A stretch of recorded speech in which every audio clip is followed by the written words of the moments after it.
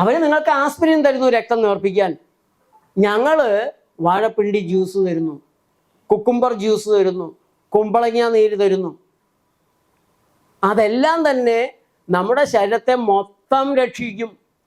Acidity പതുക്കെ നിർവീര്യമാക്കി ആൽക്കലൈനിലേക്ക് ശരീരത്തെ കൊണ്ടുവരും. നിങ്ങളുടെ കണ്ണ് തെളിയും, ബുദ്ധിശക്തി തെളിയും, തലയ്ക്കൊരു ആശ്വാസം കിട്ടും, ശരീരത്തിൻ്റെ ചൂട് കുറഞ്ഞു കിട്ടും, മലബന്ധം മാറി കിട്ടും, അൾസർ മാറും, ഹാർട്ടിലെ ബ്ലോക്ക് മാറും, സ്ട്രോക്ക് വരാനുള്ള സാധ്യത കുറയും. ഓൾറൗണ്ട് മെച്ചമാണ് നിങ്ങൾ ഈ കഴിക്കുന്ന ജ്യൂസുകൾക്കുള്ളത്. അങ്ങനെ രക്തമായിരിക്കേണ്ടതുപോലെ ആകുന്നതാണോ നിങ്ങൾക്ക് വേണ്ടത്? ജ്യൂസ് കുടിച്ച് രാവിലെയും വൈകിട്ടും ഓരോ ജ്യൂസുകൾ കുടിച്ച് കുറച്ച് നാൾ കൊണ്ട് നിങ്ങൾ നിങ്ങളുടെ രക്തം നേരെയാക്കുകയാണോ ചെയ്യാൻ പോകുന്നത്? അതോ ആസ്പിരിൻ ഗുളിക കഴിച്ച് ദിവസവും കഴിച്ച്? നിങ്ങൾ ജ്യൂസ് കഴിക്കുകയാണെങ്കിൽ 1 മാസമൊക്കെ കഴിച്ചാൽ പിന്നെ നിങ്ങൾക്ക് നിർത്തിവെച്ചാൽ കുറേ കാലത്തേക്ക് ഒരു കുഴപ്പമില്ല. നിങ്ങൾ ദിവസവും ഈ ഗുളിക കഴിച്ചുകൊണ്ടിരിക്കാൻ പോവുകയാണോ? ഏതാണ് യുക്തി, ഏതാണ് ബുദ്ധി, ഏതാണ് ശാസ്ത്രം? ഒരപകടവും വരാത്ത രീതിയിൽ ലളിതമായി കാര്യങ്ങൾ ചെയ്യുന്നതാണോ ശാസ്ത്രം?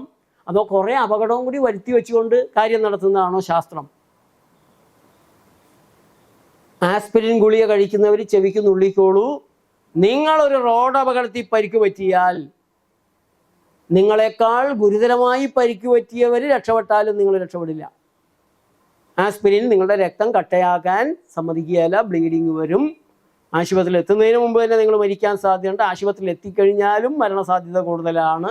അവരപ്പോൾ രക്തം കട്ടയാകാനുള്ള മരുന്നെങ്ങാനും കൂടുതൽ തന്നാൽ വലിയ താമസമില്ലാണ്ട് അന്നേരം ജയിക്കും. നിങ്ങൾക്ക് ബ്ലോക്ക് അല്ലെങ്കിൽ വേറെ എവിടെയെങ്കിലുമൊക്കെ ബ്ലോക്ക് കട്ടയായി, രക്തം കട്ടയായി നിങ്ങളുടെ കാര്യം കൂടുതൽ കുഴപ്പത്തിലാവും.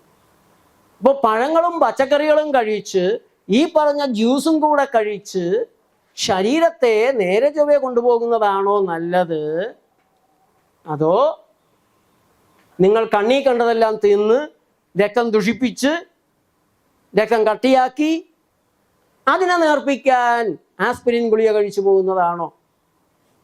ഏത് വേണമെന്ന് നിങ്ങൾ പറയണം. പിന്നെ പ്രകൃതി ഉത്സാഹകേന്ദ്രത്തിൽ വരുമ്പോൾ ഞങ്ങൾക്ക് വേറൊരു കാര്യം അറിയാം. നിങ്ങളുടെ ശരീരത്തിന് അയൺ സ്വീകരിക്കണമെങ്കിൽ വൈറ്റമിൻ സി ഉണ്ടാവണം. അപ്പം ഞങ്ങൾ നെല്ലിക്ക ചമ്മന്തി കൂടി തരും. അല്ലെങ്കിൽ വൈറ്റമിൻ സി ഇല്ല എങ്കിൽ ഇരുമ്പിനെ വലിച്ചെടുക്കാൻ ശരീരത്തിന് പറ്റില്ല. നിങ്ങൾ ചീര എത്ര കഴിച്ചിട്ടും വൈറ്റമിൻ സി കൂടി വേണം. 2 ഇഫക്റ്റാണ്. അനേകം വീടുകളെ പ്രകൃതി ആഹാരത്തിലേക്ക്, ഏറ്റവും രുചിയുള്ള ഭക്ഷണം പ്രകൃതി ഭക്ഷണമാണ് എന്ന തിരിച്ചറിവിലേക്ക് ആനയിച്ചിട്ടുള്ള നേച്ചർ ലൈഫിന്റെ ഒരു പുസ്തകത്തെ ഒന്ന് പരിചയപ്പെടുത്താം. സുജീവിത പാചകം. ഡോക്ടർ MC സൗമ്യയാണ് ഈ പുസ്തകം എഴുതിയിട്ടുള്ളത്. ശ്രീലങ്കൻ വിഭവങ്ങൾ, തായ് വിഭവങ്ങൾ, ഓരോരോ രോഗങ്ങളെ മാറ്റുന്ന വിഭവങ്ങൾ. 9496044503 അതിൽ വാട്സപ്പിലൊരു മെസ്സേജ് അയച്ചാൽ നിങ്ങൾക്ക് പുസ്തകത്തിൻ്റെ നടപടിക്രമങ്ങളിലേക്ക് കടക്കാം. നിങ്ങളുടെ വീട്ടിൽ വലിയ മാറ്റം വരുത്താൻ, നിരവധി രോഗങ്ങളെ ഒഴിവാക്കി ആരോഗ്യത്തെ തിരിച്ചു കൊണ്ടുവരാൻ, ആരോഗ്യത്തെ നിലനിർത്താൻ ഈ പുസ്തകം സഹായിക്കുമെന്നുള്ള കാര്യത്തിൽ യാതൊരു സംശയവുമില്ല. 2 ഇഫക്റ്റാണ് ഏതൊരു ആഹാര പാനീയത്തിനും നമ്മുടെ ശരീരത്തിലുള്ളത്. പ്രൈമറി ഇഫക്റ്റും സെക്കൻഡറി ഇഫക്റ്റും. എന്താണ് പ്രൈമറി ഇഫക്റ്റ്? അതെന്തായിരുന്നാലും സെക്കൻഡറി ഇഫക്റ്റ് അതിനെതിരായിരിക്കും. പ്രൈമറി ഇഫക്റ്റിനെതിരായിരിക്കും സെക്കൻഡറി ഇഫക്റ്റ്. പ്രൈമറി ഇഫക്റ്റ് പെട്ടെന്ന് വരുന്ന ഇഫക്റ്റാണ്, കുറച്ച് സമയത്തേക്കേ ഉണ്ടാവുള്ളൂ. സെക്കൻഡറി ഇഫക്റ്റ് വരാൻ പോകുന്നത് നീണ്ടു നിൽക്കുന്നതായിരിക്കും. പ്രൈമറി ഇഫക്റ്റിന് വിപരീതമായിരിക്കും.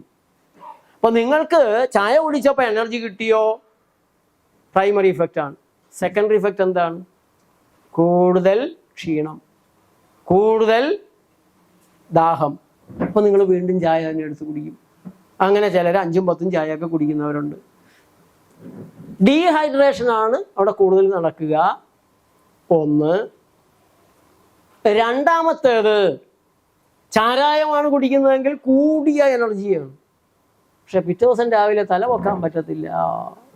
ഹാങ് ഓവറിൽ ഇങ്ങനെ തലവേദനയും മേലുവേദനയും നീരുവീഴ്ചയും പ്രശ്നങ്ങളാണ്. ഏത് ഭക്ഷണം നിങ്ങൾക്ക് ഉന്മേഷം തരുന്നോ, കാര്യം മനസ്സിലാക്കണം. നിങ്ങളുടെ വീട്ടിൽ രാത്രി 12 മണിക്ക് വാതിലൊരു മുട്ട്, എന്താ സംഭവിക്കുക? പിന്നെ ഒരു പേടിയുണ്ട്, കള്ളന്മാരൊക്കെ ഉള്ളൊരു കാലമാണ്. ആരാണതെന്ന് ചോദിക്കും. പറഞ്ഞു, ഞാൻ ശങ്കയാണ്, എൻ്റെ ബൈക്ക് പഞ്ചറായിട്ട് ഞാൻ ഇങ്ങനെ തള്ളിക്കൊണ്ടുവരികയാണ്. അതിൽ തുറന്ന്, മോനെ പെട്ടെന്ന് തള്ളിക്കൊണ്ടുവരിക, നീ ആകെ ക്ഷീണിച്ച് വേർത്തൊലിച്ച് കുളിക്കണോ, ഭക്ഷണം വേണോ, ഒന്നും വേണ്ട, എനിക്കൊന്ന് കിടന്നാൽ മതി. വീട് ശാന്തമാണ്. ബന്ധു കടന്ന വീട് ശാന്തമാണ്, എല്ലാവരും കിടന്നുറങ്ങി. വീടിൻ്റെ പിന്നാമ്പുറത്ത് തട്ടുമുട്ടും, കള്ളനാണെന്ന് മനസ്സിലായി. പിന്നെന്താ നടക്കുക? എല്ലാ മുറിയിലും കിടക്കുന്നവരെ വിളിച്ച്, ശങ്കര, ഗോപാല, കൃഷ്ണ, എണീക്കടാ, കള്ളൻ. അടുത്ത വീട്ടുകാരൊക്കെ വിളിച്ച് ബഹളമാണ്. പിന്നെ ആ വീട് അന്ന് ഉറക്കില്ല. ശത്രു കയറിയ ശരീരം എനർജി കാണിക്കും. ക്ഷീണം എന്ന് പറഞ്ഞാൽ എന്താ? വിശ്രമമാണ്. ആന്തരിക അവയവങ്ങൾക്ക് വിശ്രമം വേണം. അവരിങ്ങനെ റെസ്റ്റ് എടുക്കാനായിട്ട് നോക്കാൻ നേരത്ത് നമുക്കൊരു ക്ഷീണം വന്നു. ക്ഷീണിക്കാണ്ട് വിശ്രമിക്കാൻ പറ്റില്ല. ക്ഷീണിക്കുന്നത് വിശ്രമിക്കാൻ വേണ്ടിയാണ്. നമ്മുടെ വിചാരം പോലീസുകാരൻ സ്റ്റേഷന് മുമ്പിൽ പാറാവ് നിൽക്കണ പോലെ ഇങ്ങനെ രാവിലെ തുടങ്ങി പാതിര വരെ ഇങ്ങനെ നിൽക്കണമെന്നാണ്. അങ്ങനെ നിൽക്കാനുള്ളതല്ല ശരീരം. നമ്മളെ വീട്ടിലെ നായ കാലത്തെ എൻ്റെ എന്നൊക്കെ കുരയ്ക്കും. ആരുമില്ലെങ്കിൽ കിടന്ന് റിലാക്സ് ചെയ്ത് ചുരുണ്ടുകൂടി നമ്മുടെ ഒച്ച കേട്ടാൽ ചാടി എണീറ്റ് 2 കുര അപ്പുറത്തേക്ക് ഇപ്പുറത്തേക്കും കുരക്കും. നമ്മളകത്തേക്ക് പോയാൽ വീണ്ടും അവൻ. ഇതാണ് ശരീരം. ഫുൾ ടൈം ഇങ്ങനെ എനർജൈസ് ചെയ്ത് നിർത്താൻ പറ്റിയ പാകത്തിനുള്ളതല്ല. അതിനെ റിലാക്സ് ചെയ്യണം. അവിടെ റിലാക്സ് ചെയ്തുകൊണ്ടിരിക്കുന്ന കരള്, വെക്ക, ആകെ കൂടി അവിടെയാണ് ചായ ചെല്ലണത്. ദേ വിഷം വന്നിട്ടുണ്ട്, ടാനിനും കഫീനും കുറെ പഞ്ചസാര വിഷവും. വിശ്രമിക്കല്ലേ, ചാടി എണീക്ക്, ഇതിനെ നിർവീര്യമാക്കി കളയ്. അപ്പോൾ നമുക്കൊരു ഉന്മേഷം തോന്നും. അല്ലാണ്ട് ഇത് എനർജി തരുന്നതല്ല. പഞ്ചസാര ഉള്ളിൽ ചെന്ന് കഴിഞ്ഞാൽ അവിടെ ഫയർ എഞ്ചിൻ്റെ മരണമണിയാണ്. വിഷം വന്നിരിക്കുന്നു, കരളിന് കേടുവരുത്തും. പല്ലിലെ കാൽഷ്യം പോകും, എല്ലിലെ കാൽഷ്യം പോകും, ഫാറ്റി ലിവർ ഉണ്ടാകും, ലിവർ സിറോസിസ് വരും. Non alcoholic liver cirrhosis. എന്താ കാര്യം? ഏറ്റവും പ്രധാനപ്പെട്ട കാര്യം ഇംഗ്ലീഷ് മരുന്ന്. രണ്ടാമത്തത് പഞ്ചസാര. ചാരായവും പഞ്ചസാരയും ഒരമ്മ പെറ്റ ഇരട്ട സഹോദരന്മാരാണ്. കരിമ്പിൻ്റെ നീരിൽ നിന്ന് ചാരായം ഉണ്ടാക്കും, പഞ്ചസാര ഉണ്ടാക്കും. അപ്പോൾ ചാരായം ഉണ്ടാക്കുന്ന അതേ കുഴപ്പം പഞ്ചസാര ചെയ്യും. പക്ഷെ ദൈവം കൂട്ടി യോജിപ്പിച്ചപ്പോൾ അത് ഗുണകരമാണ്. അതുകൊണ്ടാണ് ഞങ്ങളുടെ പള്ളിയിൽ അച്ഛന്മാർ പറയുന്നത്, ദൈവം യോജിപ്പിച്ചതിനെ മനുഷ്യൻ വേർപെടുത്താതിരിക്കട്ടെ എന്ന്. വേർപെടുത്തിയപ്പോൾ ചാരായവും പഞ്ചസാരയുമായി. രണ്ടും അപകടകാരികളാണ്. ചാരായമാണോ പഞ്ചസാരയാണോ കൂടുതൽ അപകടം ഉണ്ടാക്കുന്നത്? ചാരായം കുടിച്ച അപകടം ഭാര്യക്കാണ്, മുതുകത്ത് ഉണ്ടമ്പൊരി വീഴും. പഞ്ചസാര തിന്നാൽ തിന്നണവന് തന്നെയാണ് അപകടം. ചാരായത്തെക്കാൾ കൂടുതൽ അപകടം പഞ്ചസാരയാണ്. അതുകൊണ്ടാണ് നമ്മുടെ ഹോസ്പിറ്റലുകൾ, നമ്മുടെ നേച്ചർ ലൈഫിൻ്റെ ചികിത്സാലയങ്ങൾ ഒരിടത്തും പഞ്ചസാരയില്ല. നമ്മുടെ തിരുവനന്തപുരത്ത് ഗാന്ധി ഭവനിലുള്ള, തൈക്കാടുള്ള പ്രകൃതി ഹോട്ടലിൽ പഞ്ചസാരയില്ല. കൊല്ലത്തെ ആശ്രമ മൈതാനിയിലെ ആയുർവേദ കോംപ്ലക്സിലുള്ള ഹോട്ടലിൽ പഞ്ചസാരയില്ല. ഞങ്ങളുടെ ആരുടെയും വീട്ടിലും പഞ്ചസാരയില്ല. ഇല്ല എന്ന് പറയാൻ പറ്റില്ല. ഇവിടെ ചിലപ്പോൾ പഞ്ചസാര ഞങ്ങൾ വെക്കും. ഈ ഷുഗർ തീരെ താണു പോയിട്ട് രാത്രിയൊക്കെ പ്രശ്നം വരാറുണ്ട് ചില പേഷ്യൻസിന്. അവർക്ക് വായിലേക്ക് പഞ്ചസാര ഇട്ട് കൊടുത്താൽ ഇത് വിഷമായതുകൊണ്ട് പെട്ടെന്ന് എല്ലായിടത്തും എത്തും, ഷുഗർ കൂടും.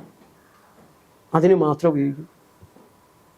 ആരോഗ്യം വേണോ, ആദ്യം പഞ്ചസാര എടുത്ത് മാറ്റണം. അപ്പോൾ എനർജി നമുക്ക് തരുന്ന ഏത് സാധനവും പിന്നീട് ക്ഷീണം വരുത്തുന്ന അപകടകാരികളാണ്. കഴിച്ചിട്ട് കഴിച്ചു, ക്ഷീണമുണ്ട്, ഉറങ്ങണം, അല്ലെങ്കിൽ അങ്ങനെ ഇരിക്കാം, അത് അപകടമുക്തമാണ്, അല്ലെങ്കിൽ അപകടം ഇല്ലാത്തതാണ്. ഏത് ഭക്ഷണം കഴിച്ച ഉടനെ എനർജി കൂടി കിട്ടുന്നോ അത് അപകടമാണ്. ക്ലിയർ ആണല്ലോ അത്? പ്രൈമറി ഇഫക്റ്റും സെക്കൻഡറി ഇഫക്റ്റും. അപ്പം മരുന്നുകൾ പ്രൈമറി ഇഫക്റ്റാണ്, കഴിക്കുമ്പോൾ സുഖമുണ്ട്, പക്ഷെ പിന്നീടാണ് വൃക്ക നശിച്ചു പോകുന്നത്. അതാണ് അതിൻ്റെ സെക്കൻഡറി ഇഫക്റ്റ്. ഇത് മനസ്സിലാക്കാതെയാണ് നമ്മുടെ ആചാര്യന്മാരും കുറേ പേരും കായും പൂവൊക്കെ പറിച്ച് മരുന്നുകളുണ്ടാക്കി. ആയുർവേദമായാലും പ്രൈമറി ഇഫക്റ്റാണത്. സെക്കൻഡറി ഇഫക്റ്റ് വരുമ്പോൾ അസുഖം വഷളാവുകയോ പുതിയ അസുഖങ്ങളായിട്ട് മാറുകയോ ചെയ്യും.